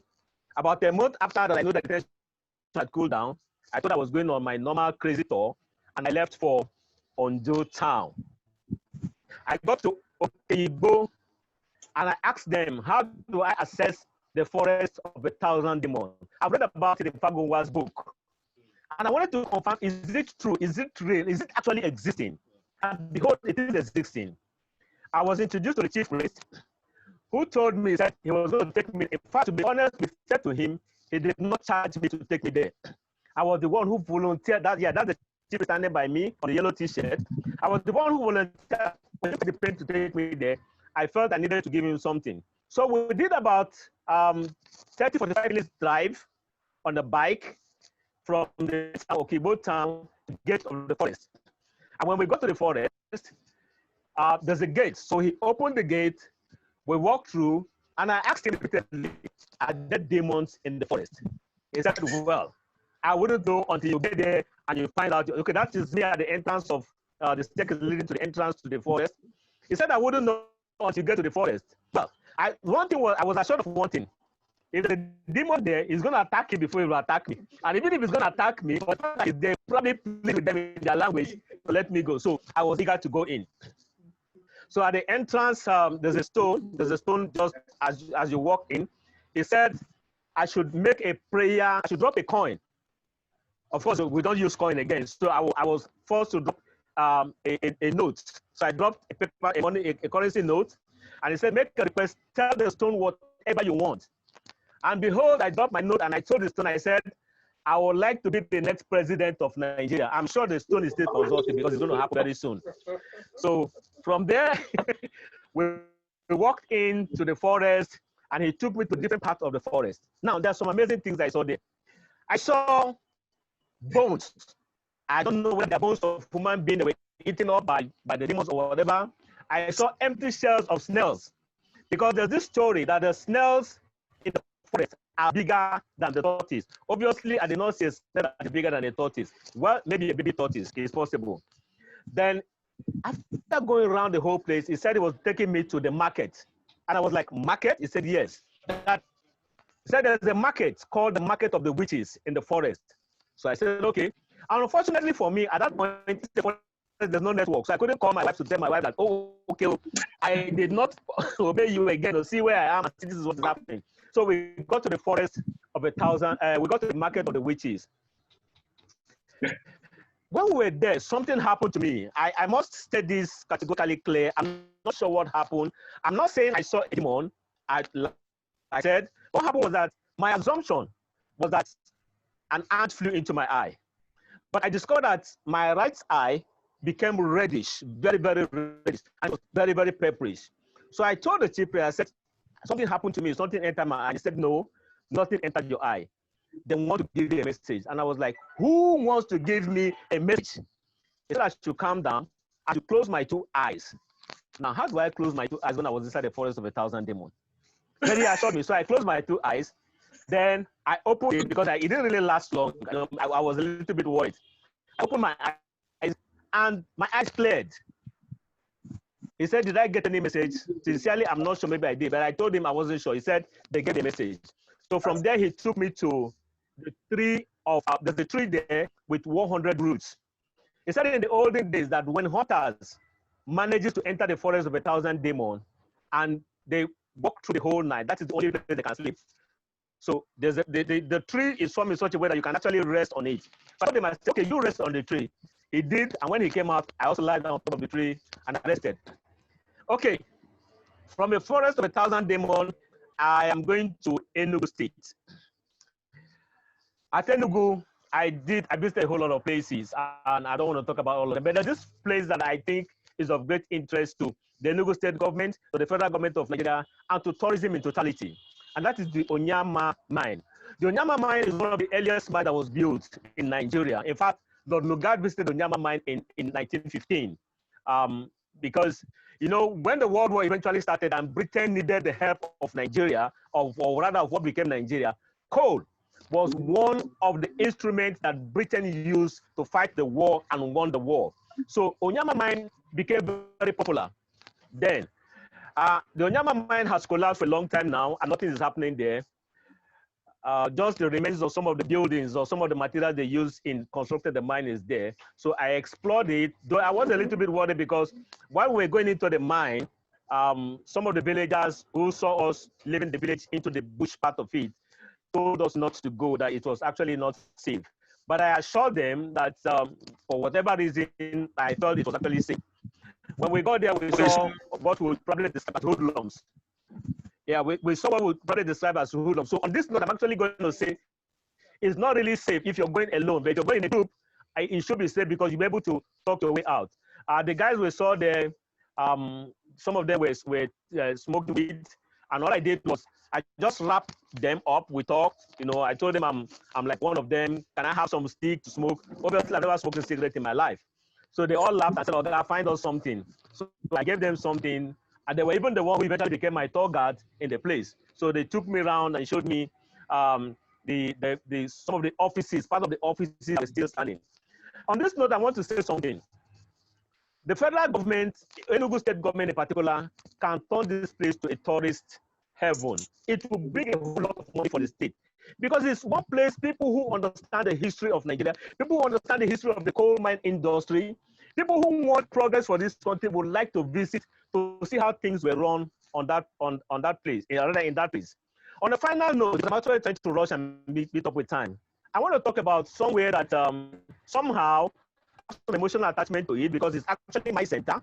I want to talk about the Creamed Museum of Nigerian History. I run the Creamed Museum of Nigerian History. And I always brag to tell people that it is the richest museum of Nigerian history as far as Nigeria is concerned. In my museum, I have a total of over 40,000 photographs telling the story of Nigeria, dating back to 1884, the Berlin West African Conference. Berlin Conference, yes. I have photographs of the conference, several photographs of the conference, and I have photographs running up to date there. I have books. There's a total of 322 biographies of prominent Nigerians in the museum. I have books on Nigerian history. I don't know, maybe about 400 books on Nigerian history I've been able to buy over the years. We have Nigerian currencies. When I say Nigerian currencies, I mean Nigerian currencies. From my oldest currency is 1926. The first set of currencies that were issued in Nigeria by the colonial master is dated 1912. I don't have the 1912, I have 1926. I have notes of the West African currency board, even before Nigerian currency were issued.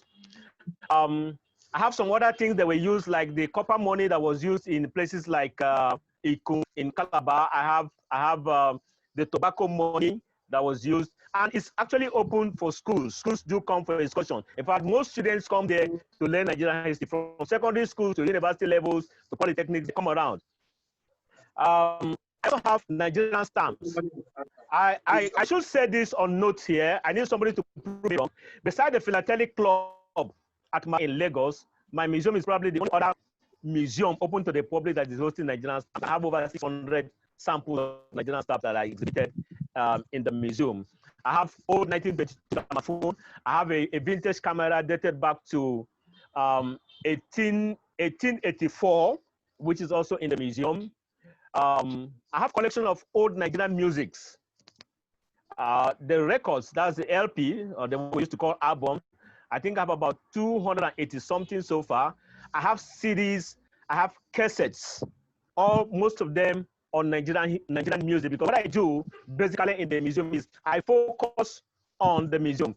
Now, if you can see on the screen, now I'm holding a bottle here. This bottle is an original snap bottle that was used in the exchange of slave trade.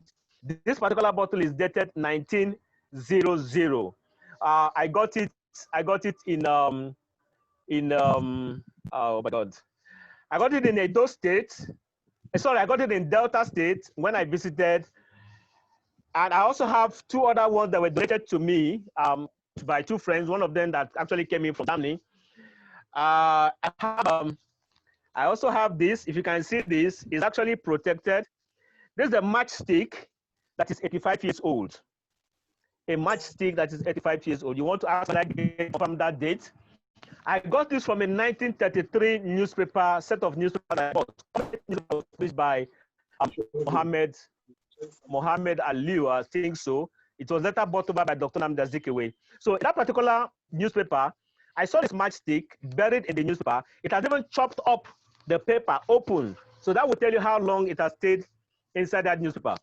So beside those ones, like I said, I have old newspapers dating back to 1936. I have first editions of Nigerian Tribune, first edition of Daily Times.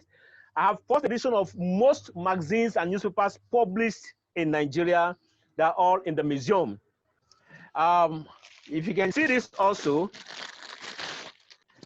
I got this several years ago when I never thought I was actually going to set up a museum. This should be about 190 years old. This is the remains of part of the brick that was used in building the first story building in Badagry that was brought in by the Portuguese. So what they did was, after the building, the part of the bricks that were remaining were deposited somewhere around the building. And during one of my visits back in the 90s, that was when I saw this. I got interested in it and I asked them, can I have this? And they said yes. I took it. I understand presently that part of those bricks that were there have been moved by the federal government, by maybe the tourism board or so, to Abuja. So if you go there now, you will not see any of them. So on that note, I want to say this. Mr. Kachi, I want to commend you for what you're doing for Nigerian tourism. And I think if we can continue like this, we are someday very soon, we're going to beat what Dubai is doing, because we are blessed more in Nigeria than any other country of the world. I'm saying this in good authority because I've toured around the country. I'm not writing for a particular newspaper or a magazine. No, I'm not being sponsored by anybody. I do my tour all on my own. One of the speakers talked about the Aba Colonial Museum in Aba. Fantastic place. I was there when I was doing research work on the Aba Women's Riot. I actually thought I was going to talk about Oloko in this issue. I'm not sure, maybe I mentioned Oloko in the things I said. Go ahead. Okay, beautiful, beautiful. Now, let me bring in Oloko. Oloko is located in Adeleke State. Oloko was where the Aba Women's Riot happened in 1928. Research work there that took me about 2 weeks. Of the women of Mrs. Ojim, who started the Aba Women's Riot. I went to the family house. I went to Chief Oku's house. Chief Oku was the warrant chief. Out of confusion, I must say this in good time, you're showing with a group of women. I've tried to counter that photograph. Those photographs are not about women riot. But I discovered that on social media, it can be used repeatedly as women of the Aba Women's Riot. No, they are not. Part of these women you're showing, 2 of them, I understand, is still living. They are from Kwara State. They are from Kwara State, so they are not Aba Women's Riot. But again, like I said, so it has been used in social media with people saying that it is the Aba Women's Riot. So far, the only photograph I've been able to get, I got a photograph of Mrs. Ojim Yeah, I think I want to photograph Mr. Jim, who was the one who started it. Because now, if I have to talk about women's riot here, okay, this is the son. This is one of the son of Mrs. Jim. This man, as of when I took this photograph with him, was 63 years old. Forget the fact that he's looking smallish. Yeah, and this is also the son of Chief. Oh my God, I can't remember his name. This is not Chief Ogugo's son. This is the man who, the warrant chief who took over from Chief Okugo. This is his house. The Chief Okugo was the first person to build a story building. Unfortunately, his story building existed, so we don't have evidence of it to see it.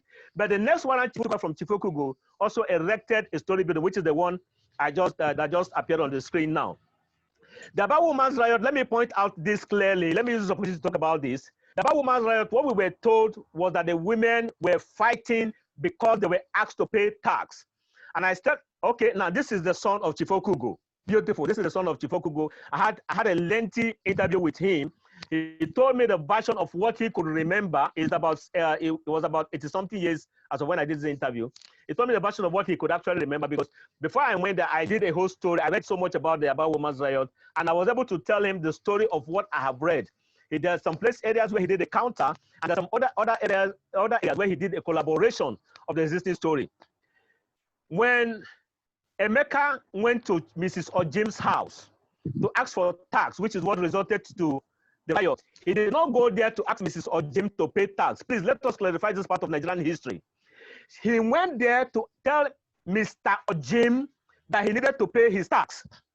As he was getting to the gate, he saw Mr. Ojim going up. Again, if you read most history books, they'll tell you that the woman was a widow. No, the woman was not a widow because Mr. Ojim was still alive. If you go back to the Colonial Museum in Aba, you will see record that Mr. Ojim actually testified in the Commission of Inquiry. That means he was alive. If he was dead, he won't be there to testify. Now, Mr. Emeka saw Ojim going out, and he asked him, he told him, he said, I've come to collect tax from you. And the man said, go and meet my eldest wife in the house. She will give you the tax money. On getting inside, Emeka met the youngest wife. She was doing palm oil. The eldest wife was inside the house. The youngest wife knew who Emeka was as a tax collector representing the warrant chief. So the moment she saw him, she got flared up, so to say, and she confronted him. What have you come to do? You know my husband don't have any job to do. Why are you collecting tax from him? Invariably, you're telling me that is presently the one managing the house. Okay, that is on my way to Oloko. When I went, because I had to visit the court. I visited the court where the judgment, where the warrant chief was using, inside the court. Now the other photograph, the one of the building that was inside the court. I was inside the court. So Mrs. Ojim said, you know, I'm the one taking care of the family. So for you to come to ask for tax money, that means you're telling me to pay tax. And I said, madam, madam, you know what the law says. It is not me. I am only delegated to pay tax. Jim held Emeka's white short sleeve shirt because he was on short sleeve white and a short sleeve with a palm oil hands, and she started screaming, "My people, you bush should come! Oh, Emeka has killed me!" Oh. And before he knew, the women within the community gathered, and they asked what happened. He said he came. Oh, no. To collect tax. Now, he came to collect tax does not really mean he came to collect tax from me, but this was no, he did not collect tax from her. So it was from there, the women now went to the warrant chief, Chief Okugo's house, to find out from him, why would you ask Mrs. Ojim to pay tax? So this so-called rumor we have been hearing, because if you actually go through the detail of what I wrote, before then, a particular warrant chief from one of the communities of Oloko, not Oloko exactly, was trying to play a game on the people. So he came up with this idea, trying to sample how they will react by telling them that very soon, these Oyibo people will even say women, goat, cow should pay tax. And that rumor was actually flying around the market area. So Emeka going to Jim's house now generated it to become what eventually became a demonstration, not a riot. So the demonstration started from Oloko and spread out to other parts of what is today Abia State. Eventually, it entered to Calabar. Calabar province, let me also point out this. Chief Okugo, who was based in Oloko, the present Abia State, was in charge of Calabar Province, which is also presently now under Cross River State. And I think that is where most people who have written this history from Cross River are claiming that the riot started in Calabar. No, the riot did not start in Calabar, it started in Oloko. But because Okugo was in charge of Calabar Province, the word province there is what they are not looking at. They are looking at the name which they already know, Calabar. So from Oloko, it spread down to other parts of Igbo land until it got to Aba. I'm bringing in Aba because every time we talk about this history, we said it's the Aba Women's Riot. Why was it called Aba Women Riot? Because in Aba, some other hoodlums joined the women and they vandalized most of the factories and shops belonging to the colonial masters. As far as the colonial masters were concerned, these were the business. And for you to vandalize it, that means you have actually done a riot. And that is why it is called the Aba Woman Riot. Otherwise, it probably would have been called the Oloko Women Demonstration.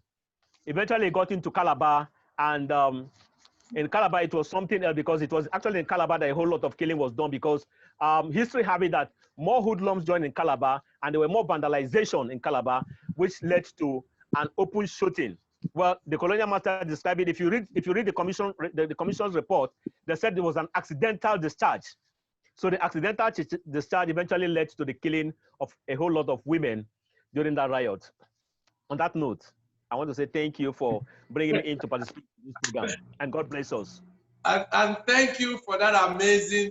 There are conflicts that you have resolved today. Earlier this morning, there was this discussion about whether it happened in Akwa Ibom or it happened in Aba.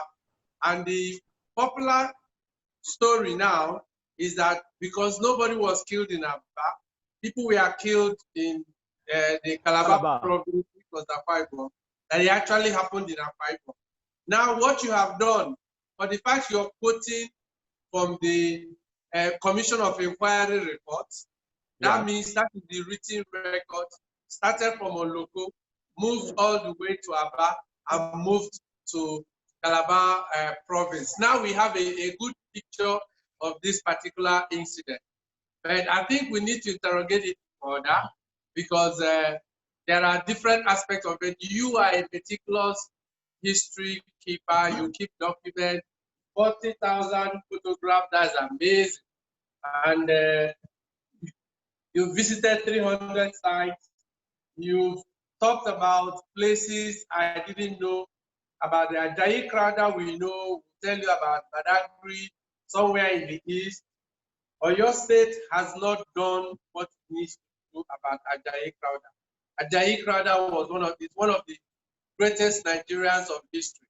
So I think now that the state government is trying to rebuild places, I think your state should do something. Okay, greetings to Madam Ngozi. Lolo, greetings from here. Shout out to you. Well done. I think first state that you pointed out needs to do something. Enugu State needs to give attention to the coal history. I grew up in Enugu, and the coal mine, Onyama mine, Okpara mine, all the way to Ifa Valley, one of the most picturesque places you will ever see in your life, Ifa Valley. And I want to go back there. And I think Enugu State government should give it some attention. Oyo State was called out concerning Ajayi Crowder. We need to preserve a lot more of the history. People wanted to know where the Ubuta Kingdom is in Para, where you have the West African frontier force. Then a forest of 1,000 demons. Now, we first had the Mami Water experience. Now we are having demons. When you said your eye was red, I wanted to say, should they slap you and waiting? But somebody said you should go there with chaplets and holy water and all of that. There are lovely stories to tell. Nigeria is an amazing country. We've heard things today that we never knew existed. The problem we have is that these stories are just moving in circles. Nobody knew Dr. James has one of the best museums in this country. It's a privately run museum. Nobody knows about it. This is why we are doing this. So a lot of things can come out to the fore. So If you don't know where this museum is, Ejibo Idumi Road, number 13. Please visit there. There are books, lots of things to learn about Nigeria. That should be the beginning of your journey into the heart of Nigeria. I think today was amazing. I like Bolaji's stories, and the funniest part is not the mommy water part. It's the part that when he arrived at Boki, he was looking black from the death of Yoka. And one of my favorite falls, the Marafa Fall and the Zongo Fall in Plateau, which we are going to do an expedition to most of these places. So I really thank Madam Peace and Bolaji, Sam Adeleke. Justina had communication issues, so she will have another turn because she has lovely stories to tell. Then Dr. Raphael James, I think we have to bring you and Dayo back at a later date. So I'm really, really happy for today's experience. But from the first week of August, every weekend we'll be having tours to Abuja.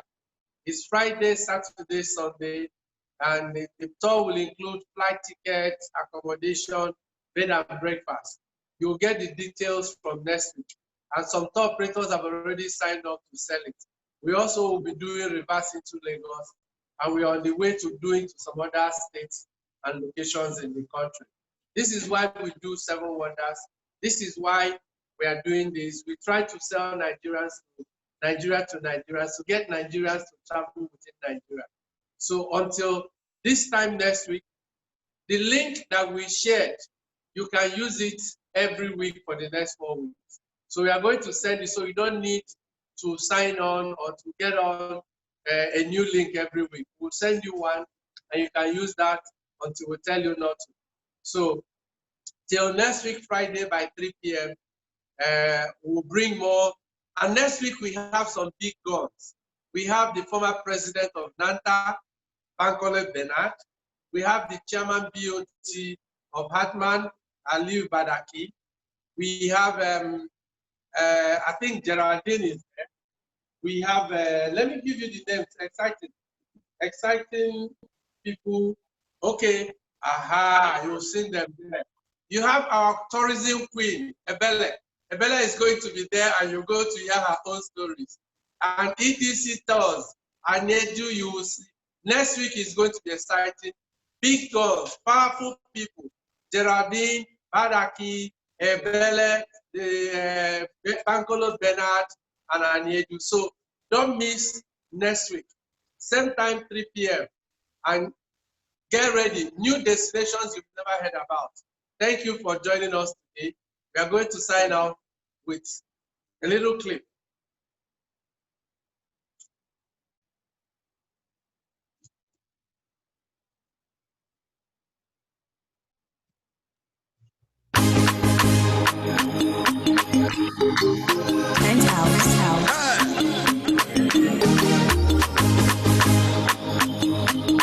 Mastercraft on No, I do.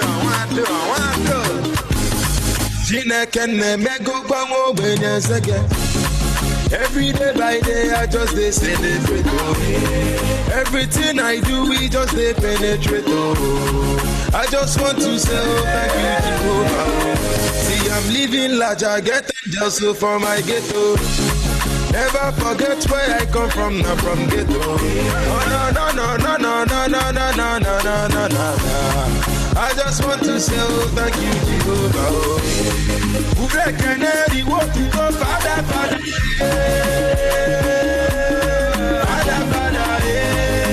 Adekwamu loya no Father,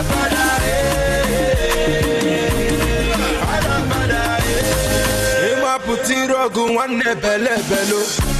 I call look if I follow one day you must credit. See I come from East the enter street, brother, you know. I turn to beast, you already know. Imanonya uyelu mundungefe yepe. Onya uyelu megungeto yao. Imanani bebo balumbu tungeze heze. Asahu balumbu tungako yao. I came with so and the conquer. My love for them just a wonder. So wish come over ne under. I fire them with the thunder. Mwana kuzi kwanu nuju. No. Mano chill. I cover myself. Every day by day, I just they celebrate. Oh. Everything I do, we just they penetrate. Oh. I just want to say, oh, thank you, Jehovah. See, I'm living large, I get angels so for my ghetto. Never forget where I come from, not from ghetto. Oh no. I just want to say, oh, thank you. Canary, what to go, Father,